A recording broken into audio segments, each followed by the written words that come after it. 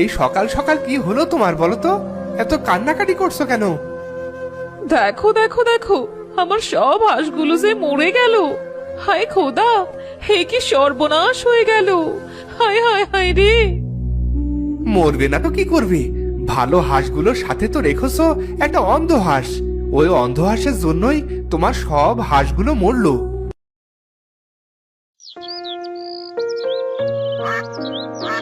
গিন্নি, আরে ও গিন্নি, কোথায় গেলে? সেই কখন থেকে বলছি হাঁসের খামার থেকে ছানাগুলো বের করো।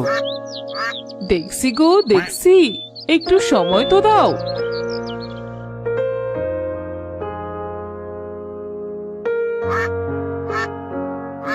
আরে বাহ, ছানাগুলো দেখতে তো ভারী সুন্দর হয়েছে। হ্যাঁ গো হ্যাঁ, তার বলতে দেখবে এই ছানাগুলো বড় হয়ে আমাদের সংসারের অভাব দূর করবে। এসব তুমি কি বলছো গিন্নি? হাঁসের ছানাগুলো বড় হলে আমাদের কি করে অভাব দূর করবে? ওসব বুঝবে না, তোমার তো আর বয়স কম হলো না। এখন যাও তো, নদী থেকে মাছ ধরে আনো। এভাবে তো আর আমাদের সংসার চলবে না। যাবো তো গিন্নি, যাবো।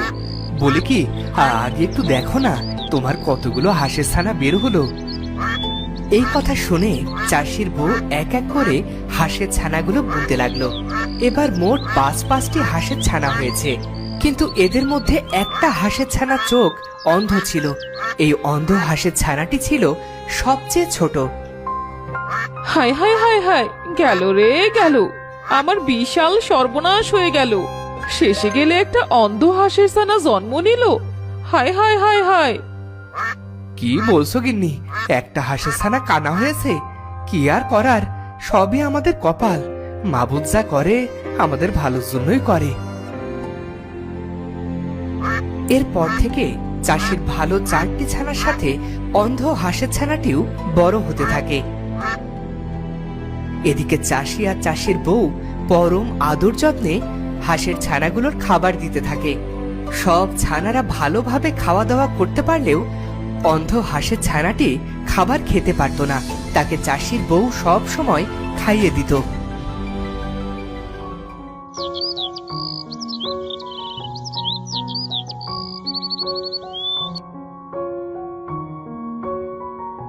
গিন্নি, আরে ও গিন্নি, কোথায় তুমি?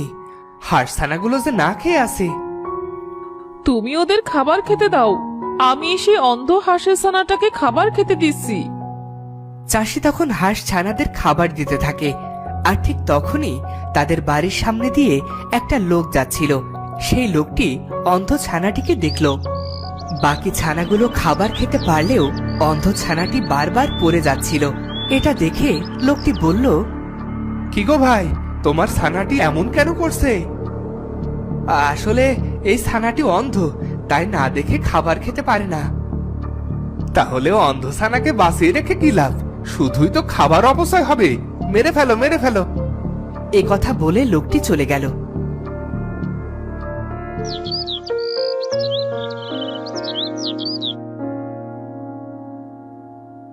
কি গো কালু, বাড়ি আসো নাকি? কালু চাষি, আরে ও কালু চাষি। না জমিদার মশাই, সে একটু কাজে গেছে। আসুন জমিদার মশাই, বসুন।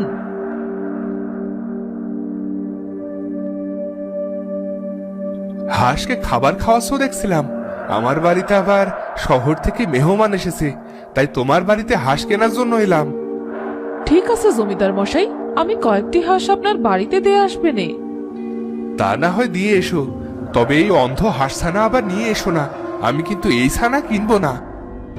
না জমিদার মশাই, আপনাকে অন্ধ হাঁস দিব না তো। তোমার বাড়ির হাঁস তো সব আমিই কিনি, তবে এই অন্ধ হাঁস তো আর আমি কিনবো না। তো এটাকে বাঁচিয়ে রেখে কি লাভ? খাইয়ে দাইয়ে শুধু শুধু পয়সা খরচ। সমস্যা নেই জমিদার মশাই, এটাকে আমি কখনো বিক্রি করব না। এটাকে আমি আমার সন্তানের মতো মনে করি। হ্যাঁ হ্যাঁ, তাছাড়া এই হাঁস ছানা নিয়ে আর তো কোনো কাজ দেখতে পাচ্ছি না। কালু চাষির তো আর কোনো সন্তান নেই, এই অন্ধ হাঁস মুরগি ওর সন্তান।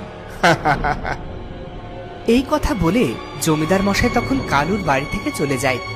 জমিদার মশাইয়ের কথা শুনে কালু চাষির স্ত্রী খুব কষ্ট পায় আর কাঁদতে কাঁদতে বলে, সে যাই বলুক, তুই আমারই সন্তান, আমি তোকে অনেক ভালোবাসি। চল চল, তোকে পুকুরের পানিতে নিয়ে যাই।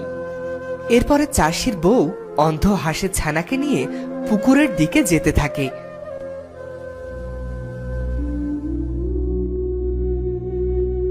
পুকুরের কাছে গিয়ে সে দেখতে পায় তার 4টি ভালো হাঁস ছানারা পানিতে খেলছে।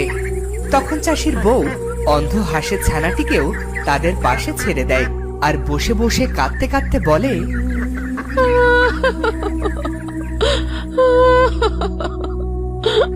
কেন যে খোদা তোকে অন্ধ করে পাঠালো? কি গো গিন্নি, হঠাৎ কি হলো তোমার? এই পুকুর পাড়ে বসে কান্না করছো কেন? এরপর চাষিকে তার বউ সব কথা খুলে বলল। সব শুনে চাষি বলল, লোকে কি বলে তাতে আমাদের কান না দেওয়াই ভালো।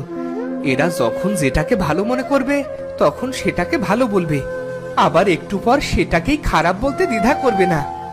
তাই এদের কথা শুনে লাভ কি? তুমি ঠিক কথাই বলেছো। চলো ঘরে গিয়ে তোমাকে খাবার দেই।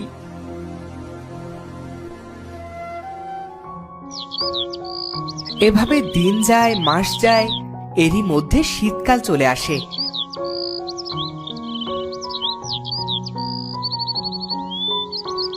আর শীতে হাঁসের একটা রোগ দেখা দেয়। একদিন সকালে চাষির বউ হাঁসের খোয়ারের সামনে গিয়ে বলে, হায় হায় হায়, গেল রে গেল, আমার বিশাল সর্বনাশ হয়ে গেল। তোমার আবার কি হলো গো? এই সকাল সকাল কি হলো তোমার, বলো তো? এত কান্নাকাটি করছো কেন? দেখো দেখো দেখো, আমার সব হাঁসগুলো যে মরে গেল। হায় খোদা, হে কি সর্বনাশ হয়ে গেল! হায় হায় হায় রে! মরবে না তো কি করবে? ভালো হাঁসগুলোর সাথে তো রেখেছো একটা অন্ধ হাঁস। ওই অন্ধ হাঁসের জন্যই তোমার সব হাঁসগুলো মরলো। কি কি হয়েছে গিন্নি, এত সকাল সকাল?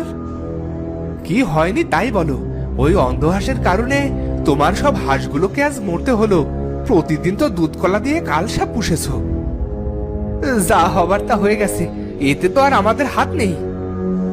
সময় থাকতে ওকে এখনই বাড়ি থেকে বিদায় করো, নয়তো ওর রোগ থেকে আমাদের হাঁসগুলো মরবে।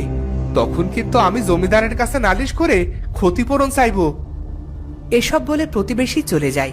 তখন কোনো উপায় না দেখে চাষিটা অন্ধ হাঁসকে মেরে ফেলার সিদ্ধান্ত নেয়। গিন্নি তো কখনোই অন্ধ হাঁসটাকে মারতে দেবে না, এর একটা ব্যবস্থা আমাকেই করতে হবে।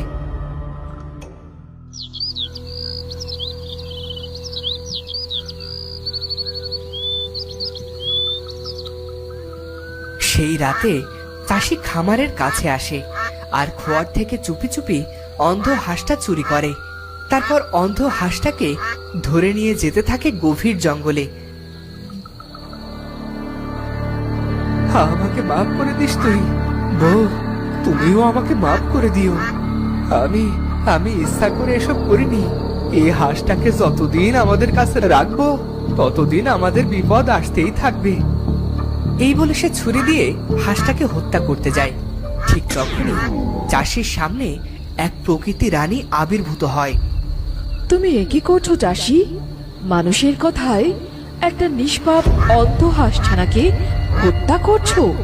এর জন্য তোমাকে অনেক শাস্তি ভোগ করতে হবে।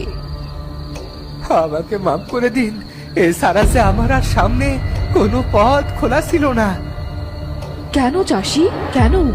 তুমি মানুষের কথায় এই অন্ধ হাঁসটাকে মারতে চাইছিলে? যে মানুষ তোমায় ভালোই প্রশংসা আর খারাপের বেলায় ঘৃণা করে, তাদের জন্য তুমি অনেক বোকার মতো কাজ করেছো চাষি। আরে তাই তো, আরে আমি মানুষের কথায় বিশ্বাস করেছি। আজ তো অনেক বড় ভুল করতে যাচ্ছিলাম। আমায় ক্ষমা করে দিন। যাক, তুমি তোমার ভুল বুঝতে পেরেছো, আর আমার কাছে ক্ষমা চাইতে হবে না। ক্ষমা তো তোমাকে উপরওয়ালাই করবে। হ্যাঁ হ্যাঁ প্রকৃতি রানী, হ্যাঁ আমি আমার ভুল বুঝতে পেরেছি। এখন বাড়ি ফিরে যাও, দেখবে একদিন এই অন্ধ হাসি তোমার সব দুঃখ ঘুচাবে। প্রকৃতি রানীর কথা শুনে চাষি অন্ধ ছানাকে আর না মেরে ফোয়ারে নিয়ে আসে। এরপর অনেক দিন কেটে যায়। একদিন চাষির বউ অন্ধ হাঁসকে খাবার খাওয়াতে গিয়ে দেখতে পায় অন্ধ হাঁস ছানাটি একটা ডিম পেড়েছে। হোগো দেখে যাও, আমাদের হাঁসটা একটা ডিম পেড়েছে।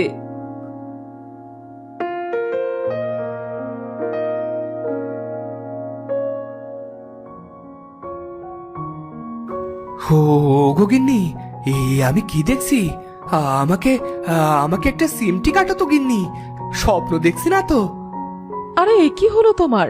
কি আবল তাবল বকছো? আবল তাবল বকছি না গো, আবল তাবল বকছি না গিন্নি। এই দেখো, এটা তো সোনার ডিম। আমাদের অন্ধ হাঁস সোনার ডিম দিয়েছে, কি যে খুশি লাগছে। আর যে আমাদের অভাব থাকবে না।